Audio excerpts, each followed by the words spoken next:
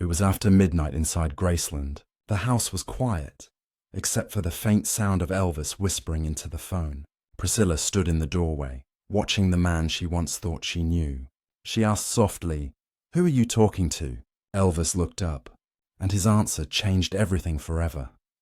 Graceland breathed like a sleeping animal. Soft hum of the fridge, distant tick of the grandfather clock, the faint throb of Beale Street traffic dying somewhere past the gates. It was February 18th, 1972, and a light glowed in the den as if the house itself refused to blink. The phone rested crooked in Elvis's hand, cord looped around his wrist like a lasso he'd forgotten to throw. He spoke in a whisper that didn't sound like a star addressing the world. It sounded like a man asking not to be left alone. By the doorframe stood Priscilla, a white silk robe knotted neatly, hair falling over one shoulder, the ghost of sleep still on her face.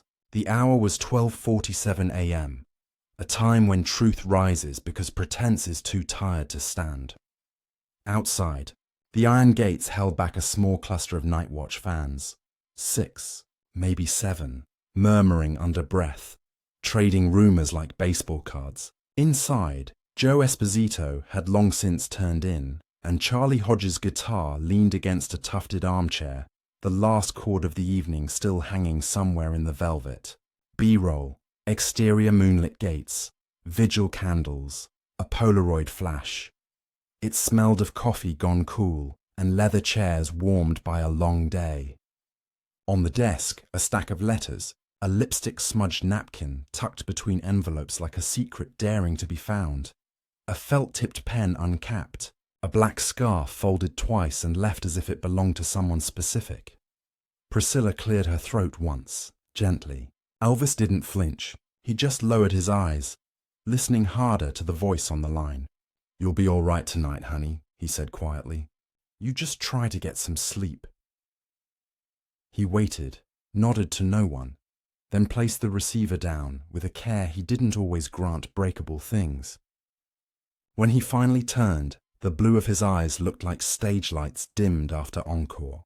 For a moment, they simply studied each other, not as king and queen of a legend, but as two people crossing a small, dangerous river made of silence. "What kept you up?" she asked, and her question wasn't an accusation.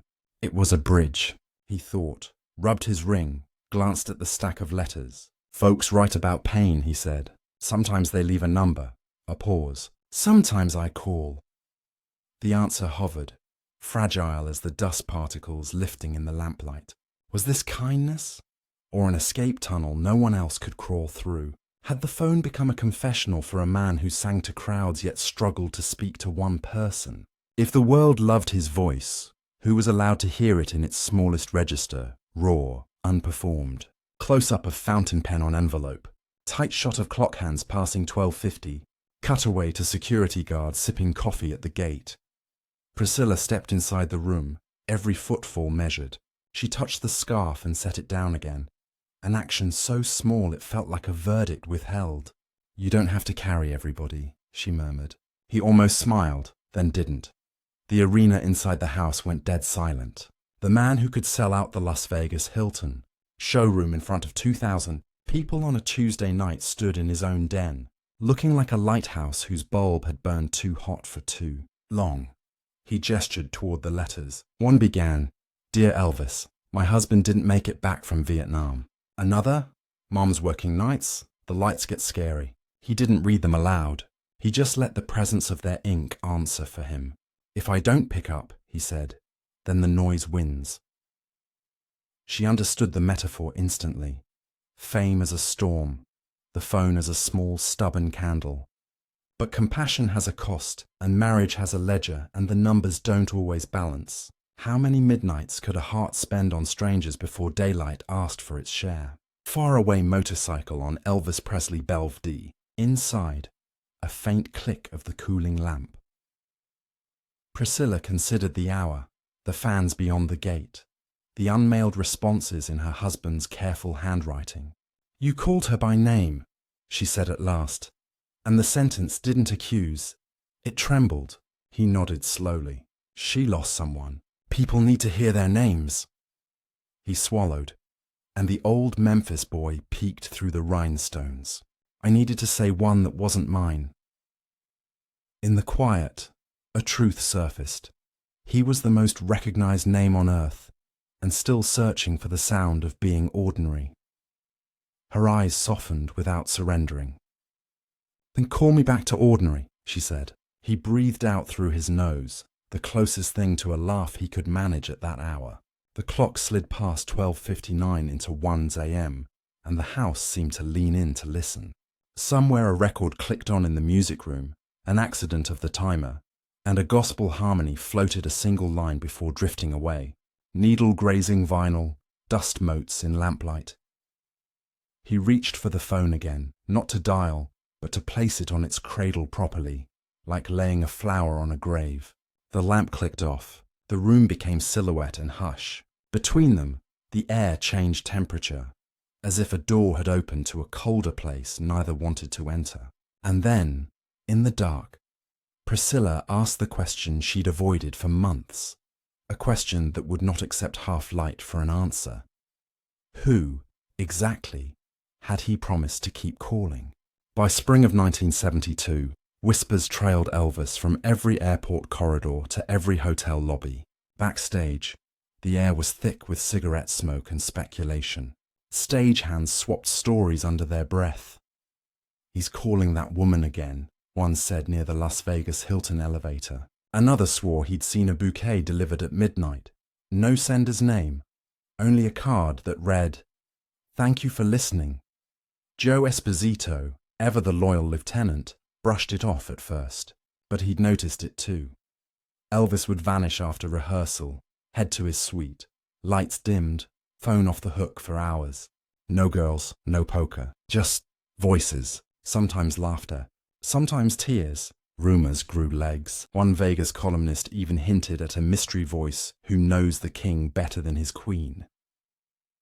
Priscilla saw the headline in a diner the morning it ran. She folded the paper neatly, slid it into her purse, and said nothing. Soft rustle of newspaper, coffee cup clink. It wasn't jealousy that haunted her. It was the not knowing. Was he calling someone he loved or someone he couldn't save? Which was worse? To lose faith in him, or to learn what the truth might actually be? At Graceland, the nights had changed shape. Security guard Harold Lloyd remembered. He'd pace the upstairs hallway with that cordless phone. Sometimes he'd say, "Don't hang up, honey. I know what it feels like." Those who overheard never knew if he was comforting a fan or himself. The loneliness of fame has a sound, and at Graceland it was the dial tone between songs. Phone static fades to crowd roar at a Vegas show. On stage, none of it showed. June 14th, 1972, Las Vegas Hilton showroom, sold-out crowd of 2,100. The brass section hit their cue, the sequined jumpsuit flashed under white lights, and for 2 hours, Elvis was untouchable. But Charlie Hodge noticed, during Can't Help Falling in Love, Elvis's hand trembled near the mic. Between verses, his lips moved to a rhythm no one else could hear, as if whispering a private apology through melody. That night, back in his dressing room, he took off his cape in silence. "Charlie," he said, "they see me, but they don't hear me." He sat, picked up the phone from the counter, and pressed his forehead to it before dialing. Priscilla entered quietly, holding his scarf from the show. She didn't speak. The room was half light, half shadow, just like them. "Elvis," she said finally, "you can't heal the whole world through a telephone." He smiled without joy. "Maybe not," he answered, "but somebody's got to try." She stood there, hearing sincerity she couldn't refute. The man who could silence thousands with a single note now used his voice to comfort strangers in the dark. But compassion can look a lot like distance, especially to the one waiting for him to come home. Flashing bulbs outside hotel, fans waiting by limo doors, a shadow crossing neon light. By August, fan letters doubled. Some called him a saint, others called him a fool. One journalist asked, "Is the king of rock losing touch with reality?" Maybe he was. Or maybe he was touching something no one else dared to. The quiet ache behind applause. And through it all, the phone kept ringing. One heartbeat after another. One stranger's story at a time. But in Memphis, another kind of silence was growing. The kind that fills a house when love starts doubting its own echo. The night of September 5th, 1972, began like any other at Graceland. Humid air, faint crickets beyond the iron gates, a light mist curling over the driveway where fans still lingered, hoping for a wave from the upstairs window. Inside, the mansion's hallways were hushed but awake. Somewhere upstairs, the faint melody of Separate Ways played from a reel-to-reel tape, unfinished, echoing through the stairwell like a confession on loop. Downstairs, Priscilla sat on the couch, robe pulled close, eyes on the rotary phone that hadn't stopped glowing. Each ring of silence between calls felt heavier. Every time he disappeared into the den, she told herself she wouldn't follow. But tonight, the quiet had become unbearable. The clock read 12:12 a.m. when she finally rose, her bare feet padded across the Persian rug. From behind the cracked den door came that same low murmur, the one that now haunted her dreams. She could make out only fragments. "You're not alone now. I know how it feels. Hold on, honey." She opened the door. Elvis froze mid-sentence. The lamp behind him painted half his face gold, the other half shadow. For a second, he looked more like the boy from Tupelo than the king of rock and roll. His knuckles whitened around the receiver. He ended the call slowly, voice shaking. "Who are you calling, Elvis?" Her tone wasn't anger. It was exhaustion shaped into words. He sighed, sank into his leather chair. "You really want to know?" he asked, almost to himself. She nodded, arms crossed. Not defiant, but defensive, like someone bracing for impact. "I call the ones who write me," he said finally. "The ones in pain. Soldiers, mothers, sick kids. Sometimes they don't need Elvis Presley. They just need someone who'll listen." Even the air conditioning hum stopped, as if the house itself was holding its breath. "You think I'm cheating," he continued, "but I'm trying to stay human. Every time that phone rings, I remember the boy who didn't have anything but a voice and a prayer." Priscilla stepped closer. "And what about my voice? Do you remember that one?" His eyes lifted, glassy, searching. He opened his mouth, but no words came. She walked toward the desk where a stack of letters sat, bound in a rubber band. She picked one up, reading aloud in a trembling whisper. "Dear Elvis, my husband died in Vietnam. Your songs keep me breathing." She paused. "You called her, didn't you?" He nodded once, slow. She said she hadn't talked to a man in months who didn't ask her for something. He looked at Priscilla. "I guess I needed to be that man. Can a man who saves strangers still lose the one who knows him best?" He reached for her hand, but she stepped back. "You can't keep bleeding for everyone, Elvis. You'll run out." "I already am," he whispered. "That's why I call." The moment fractured something between them. Compassion and heartbreak colliding in the same breath. Outside, thunder rolled far off over the Mississippi River. Faint thunder rumble, light rain tapping window. Priscilla lowered herself into the armchair across from him. "You used to talk to me like that," she said softly. "Now you talk to ghosts," he rubbed his temple. "Maybe that's all any of us are after the curtain drops. Voices in the dark trying to find one that answers back." She wanted to scream, to break something, but instead she whispered, "And when do I get my call?" His lips parted, then closed again. He didn't have an answer. Only the sound of the rain filled the room. The phone rang again. Both turned to look at it. Once, twice, 3 times. Elvis hesitated, hand hovering. Priscilla stood. "If you pick that up, you'll lose me," she said. He looked torn, eyes flicking between the phone and the woman he still loved. Then softly, "I can't let her hang up crying. Priscilla." The room went dead quiet. He picked up the phone. Priscilla turned, walked toward the doorway, stopping just long enough to whisper, "Then I guess you already did." Elvis stayed seated long after the dial tone faded, staring at the empty doorway. The gospel record upstairs stopped mid-harmony, leaving only silence. Was it devotion, or the kind of mercy that costs everything you love? Outside, the rain came harder, washing Graceland clean, but inside, something sacred had just broken. The morning after the confrontation, Graceland felt like a museum of echoes. The curtains stayed drawn. The scent of last night's coffee still lingered on the counter. Elvis hadn't slept. He sat by the window in his robe, guitar across his knees, the phone just inches away. Each sunrise over Memphis, Tennessee, carried a new weight. The weight of words left hanging in the dark. Priscilla moved quietly through the house, eyes swollen from a night of tears that refused to end. Their marriage wasn't shattered yet, but it was cracked wide enough for silence to seep in. And silence, as she'd learned, was the most dangerous thing inside Graceland. Outside, fans were already at the gates by 8 a.m., waving signs. "We love you, Elvis. Call me king." The irony wasn't lost on her. The world wanted the same voice she was learning to live without. That week, Joe Esposito said Elvis became a ghost with a microphone. He'd rehearse till dawn, sleep through the afternoon, then vanish into the music room with stacks of letters and a tape recorder. Sometimes he'd record the calls, Joe recalled years later, not for the fans but for himself, to remember what hope sounded like. Elvis started reaching further.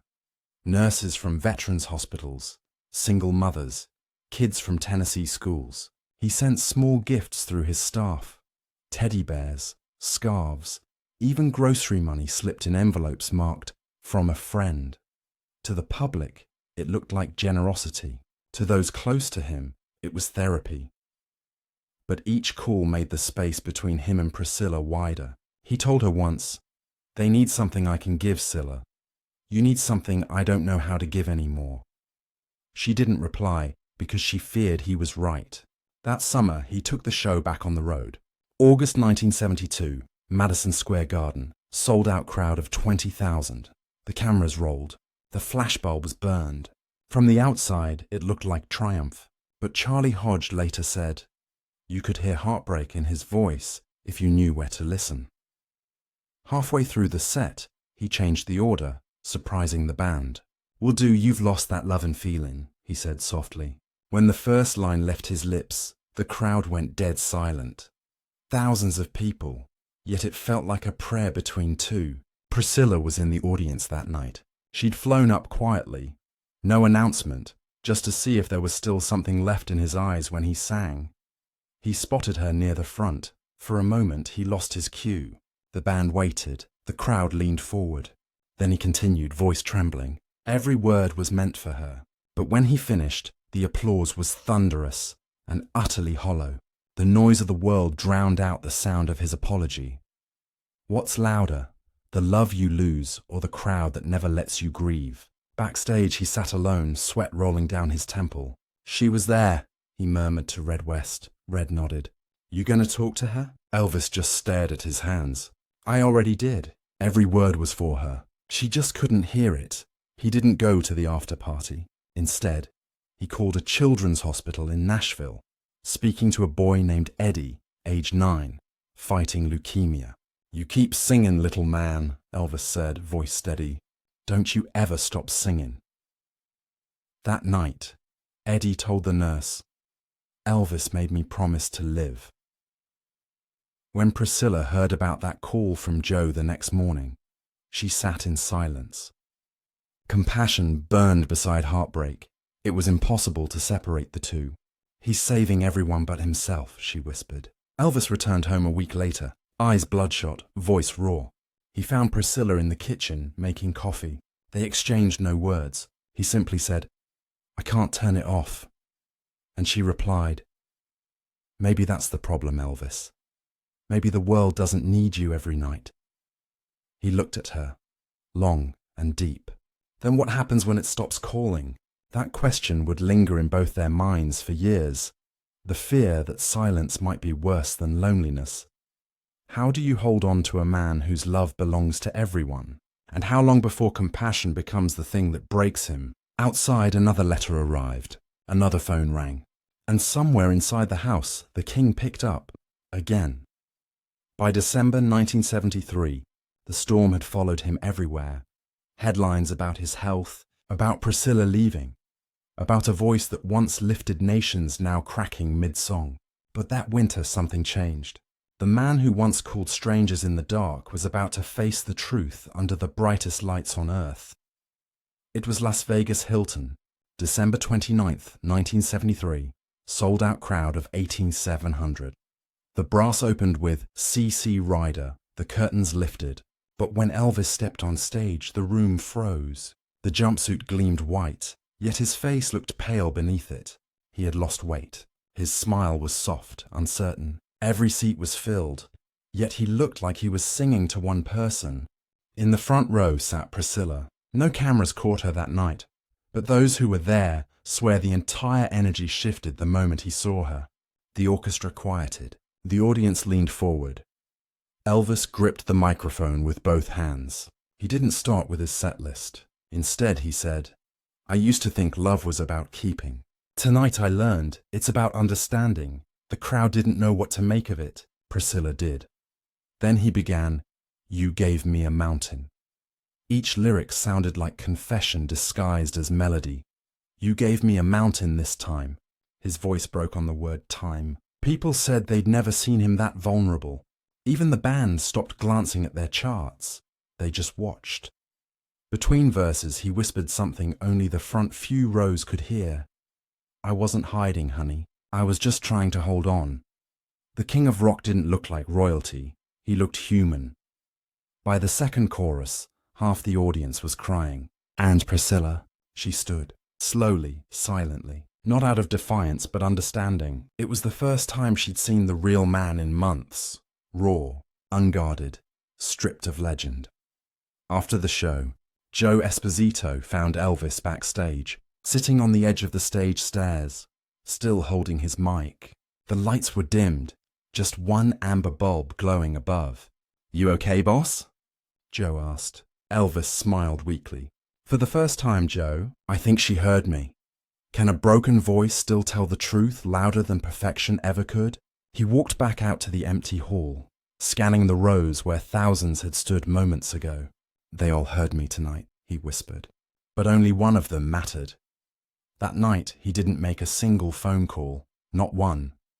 Instead, he wrote in his notebook, a few words later found in his handwriting. "Sometimes you have to stop saving everyone else to remember who you're singing for." The concert reviews the next morning called it the quietest standing ovation in Vegas. History. They didn't know what really happened. In that single show, the man who once sought connection through the telephone found it again through truth. And the truth finally didn't hang up. After that winter show, the calls stopped. The phone on his desk went untouched for weeks, its coiled cord hanging loose like an old instrument no one dared to play. Graceland became quieter, not lifeless but reverent, as if even the walls understood something sacred had shifted. Elvis began writing again, small notes to himself, folded and tucked into Bible pages, sometimes sealed with hotel stationery. Charlie Hodge once found one beside the gospel hymnal. "It's not the music that saves me, it's who I sing it for." Another, scribbled on the back of a fan letter, "You can't hold the world and a person at the same time." After the Las Vegas Hilton show of December 1973, Priscilla quietly moved out for good. Yet she visited often, never for the cameras, always for closure. When reporters asked, she said softly, "We were never enemies. We were just two people trying to hear love over the noise." By 1974, word of Elvis's midnight calls had begun to surface. Radio DJs whispered about it. Fans wrote to each other. "Did you know he called people who were hurting?" And soon, bootleg tapes of those conversations circulated among collectors. One tape caught him telling a woman named Lynette, "You're stronger than the storm, baby. You just forgot how to dance in it." The world learned that the king who couldn't sleep was helping others dream again. In July 1974, a nurse from Nashville mailed Priscilla a small package. Inside were 3 cassette reels labeled Elvis Night Calls. Alongside them was a handwritten note. "He helped me through my divorce. Please don't be angry. Be proud. Priscilla kept them locked in a drawer for years before deciding what to do. After his passing in August 1977, those tapes resurfaced. When she founded the Elvis Presley Charitable Foundation in 1984, Priscilla dedicated its mission to voices unheard, families, veterans, and children in crisis. At the ceremony, she said, "He never asked for anything in return. He just wanted people to know they mattered. I guess now it's our turn to listen." Crowds wept. Cameras flashed.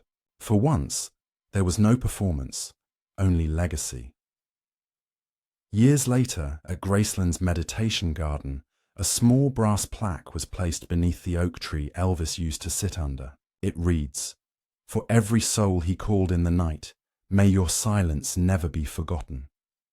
Visitors still stop there, some leaving old rotary phone receivers painted gold, others letters beginning with the same words, "Dear Elvis." When the music fades, what echoes last longer? The songs we sing, or the kindness whispered where no one sees? Priscilla once told a journalist in 1992, he was never trying to hide. He was just trying to hold the world together with his voice. And maybe, in his own way, he did. The phone fell silent. But the echo of those late-night conversations became something bigger. Proof that even legends need to listen. And sometimes, that's how they save the world. The house at Graceland still stands quiet at night, its windows glowing faintly against the Memphis sky. Tour guides tell visitors about Elvis's music, his cars, his fame, but few talk about the phone sitting in his den, the one that carried 100 voices across the dark. Those who knew him best say that after the call stopped, he was never the same. The king who once filled arenas with thunder learned that the loudest sound in love isn't applause, it's listening. Every fan he called remembered him not for his songs, but for the silence that followed his words. Moments when they felt, maybe for the first time heard, Priscilla later said. He didn't just sing to people, he answered them. And maybe that's the lesson buried beneath the rhinestones and legends. Love isn't measured by how many people see you, but by how many you stop to hear. The king didn't lose his crown. He laid it down so someone else could feel seen. So when we remember Elvis Presley, it shouldn't only be for the music that shook the world, but for the calls that mended it, one voice at a time. If this story moved you, share it with someone who's ever felt unheard. Because sometimes the smallest act, a call, a song, a moment of listening, can echo across generations. And if you believe kindness still has a sound, let this be it. Keep the echo alive. Watch the next story.